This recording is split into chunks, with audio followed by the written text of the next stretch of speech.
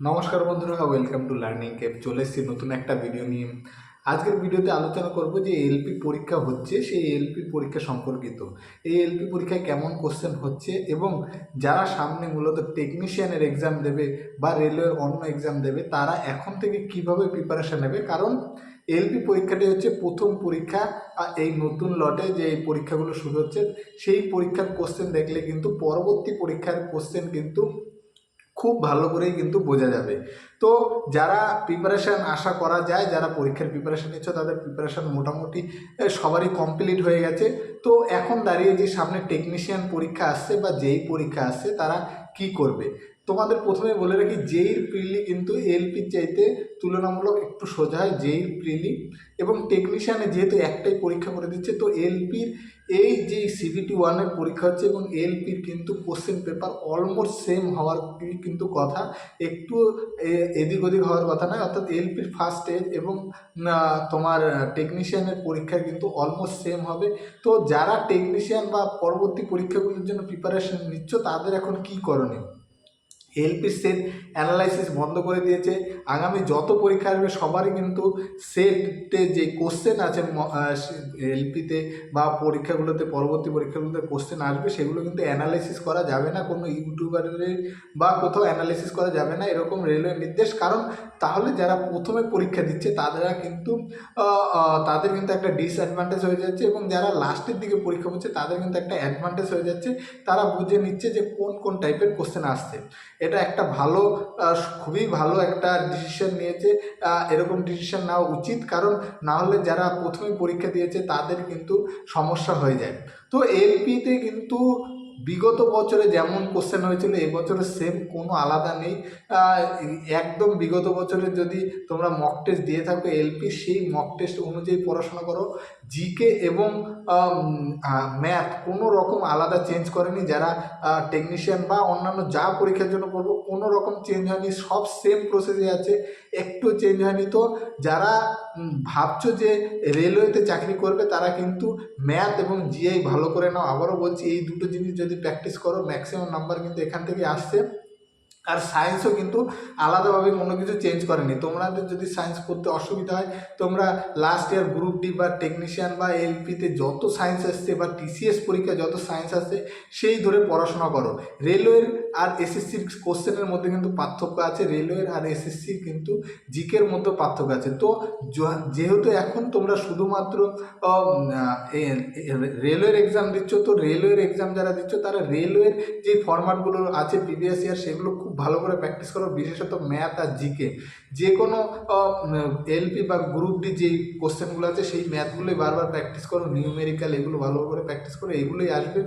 আর এছাড়া যদি তোমাদের কোনো বই পড়া, আশা করি এতদিনে হয়ে গেছে, তো যারা টেকনিশিয়ান দেবে তাদের জন্য বলছি যে এছাড়াও এলপি যারা মেন দেবে, তারা গ্রুপ ডিতে যত সায়েন্স এসছে বা প্রিভিয়াস ইয়ার রেলওয়েতে যত পরীক্ষা যত সায়েন্স আসছে, সেগুলোই ভালো করে পড়াশোনা করো। আশা করি তোমাদের হেল্প হবে। আর নতুন যারা আছো, তারা অনেকেই ভাবছো কোশ্চেন অনেক কঠিন, আসলে কিন্তু সেরকম কঠিন নয়। কোশ্চেন কিন্তু ইজি টু মডারেট লেভেলেরই থাকছে। খুব হার্ড কোশ্চেন কিন্তু এখনও কোনো শিফটে আসেনি, মানে কোনো শিফটে এখনও সেরকম হার্ড কোশ্চেন আসেনি। তো মডারেট লেভেলের কোশ্চেন কিন্তু আসছে। তো এই কোশ্চেনেই কিন্তু তোমাদের নাম্বার পেতে হবে, যেহেতু নিউমেরিক্যাল বা অঙ্ক বা জিআই বেশি, সেই হিসাবে কিন্তু তোমাদের নাম্বারটা তুলে রাখা উচিত। তো যারা নেক্সট প্রিপারেশান নিচ্ছ, তাদের এক্সট্রা কিছু করো না। প্রিভিয়াস ইয়ার যত রেলওয়ের এক্সাম হয়েছে, সেইগুলোই শুধু পড়ে যাও এবং সেই অঙ্কগুলোই প্র্যাকটিস করো। ওই টাইপেরই অঙ্ক আসবে, ওর বাইরে আসবে না, এবং ওই টাইপেরই তোমার হচ্ছে জিআই আসবে। সবচেয়ে বড় হচ্ছে যে রেলওয়ে পরীক্ষা দিতে গেলে টাইম ম্যানেজমেন্টের একটা ব্যাপার হয়ে যায়। সেই টাইম ম্যানেজমেন্টটা তোমার যদি ঠিকঠাক করতে হয়, তাহলে কিন্তু তোমাকে জিআই, জেনারেল ইন্টেলিজেন্স, সেটা কিন্তু ভালো করে করতে হবে। রেলওয়েতে কিন্তু সিটিং অ্যারেঞ্জমেন্টের পোর্শনটা খুব খুব টাফ দেয়, সেগুলো করতে কিন্তু মেন সময় চলে যায় এবং এতগুলো দেবে যে তুমি সবগুলো স্কিপও করতে পারবে না। তো সেইগুলো খুব ভালো করে করো। আর বই টই কেনার প্রয়োজন নেই, আমি আগেও বলেছি। টেক্সট বুকে একটা সাবস্ক্রাইবার নিয়ে নাও।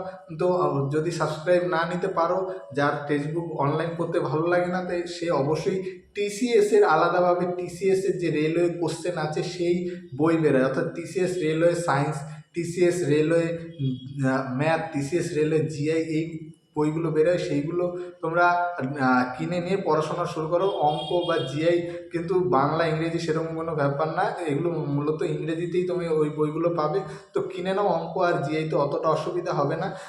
তো সেগুলো কিনেই প্র্যাকটিস করো, আশা করা যায় যে সামনের পরীক্ষাগুলো ভালো হবে। আর স্ট্র্যাটেজিতে প্র্যাকটিস করো, সারাদিন হয়তো 4 ঘন্টা ম্যাথ করলে, 4 ঘন্টা জিআই করলে এবং 4 ঘন্টা জিকে পড়লে, 2 ঘন্টা কারেন্ট অ্যাফেয়ার্স পড়লে, এরকম একটা স্ট্র্যাটেজিতে পড়ো। এই সময় দাঁড়িয়ে কিন্তু একটু সময় নষ্ট করো না, পুরো দিনটা নিজেকে আলাদা আলাদাভাবে আলাদা সাবজেক্ট বা আলাদা ইসের ওপর বিজি একটা শিডিউল রাখো যতদিন না পরীক্ষা হয়ে যাচ্ছে। কারণ পরীক্ষা একবার স্টার্ট হয়ে গেছে মানে এটা এরকম নয় রাজ্য সরকারের পরীক্ষার মতো যে আজকে পরীক্ষা হচ্ছে আবার 7 মাস পরে 8 মাস পরে গিয়ে সেকেন্ড পরীক্ষা হবে, এরকম নয়। এলপির আজকে পরীক্ষা হয়েছে, হয়তো জানুয়ারির মধ্যেই কিন্তু সেকেন্ড স্টেজ হয়ে যাবে। সেকেন্ড স্টেজ হলে কিন্তু তুমি সময় পাবে না, এরপরে সাইকো হয়তো 2 সপ্তাহের মধ্যে দিয়ে যাবে এবং জয়েনিং লেটারও চলে আসবে। তো এইসব ব্যাপার কিন্তু খুব কুইকলি হয়ে যায়। তো এই কুইকলি হওয়ার জন্য কিন্তু তুমি যদি নিজে 2 ঘন্টাও সারাদিনে টাইম নষ্ট করো, সেটাই কিন্তু একটা বড় এফেক্ট গিয়ে দাঁড়াবে তোমার পরীক্ষার হলে।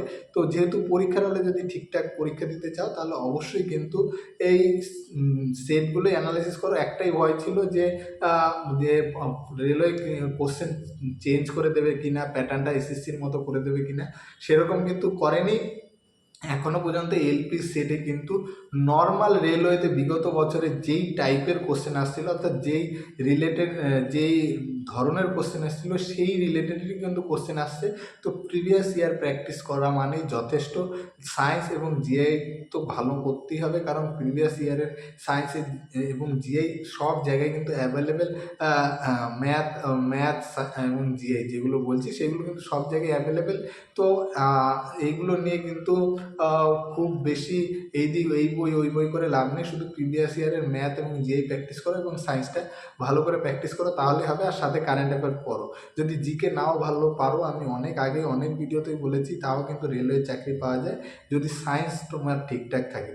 তো বায়োলজিটা খুব ভালো করে পড়ো, কারণ বায়োলজির থেকেই একমাত্র সায়েন্সের চ্যাপ্টার আছে খুব ডিপলি কোশ্চেন আসে। আর বাকি যেই সায়েন্সের বিষয়গুলো আছে সেইগুলোতে কিন্তু মোটামুটি মডার্ন লেভেলের কোশ্চেন হয়, কিন্তু বায়োলজি থেকে খুব ডিপলি কোশ্চেন আসে। তো আশা করা যায় যে তোমরা এরপরে স্ট্র্যাটেজিতে পড়বে। তো আলাদা বিশাল কঠিন কিছু পড়ার দরকার নেই, রেলওয়ে বিগত বছরগুলোতে যেই রকম কোশ্চেন করছে সেরকম কোশ্চেন হিসাবেই পড়ো। তো দেখা হবে অন্য ভিডিওতে, ভালো থাকবে, ধন্যবাদ।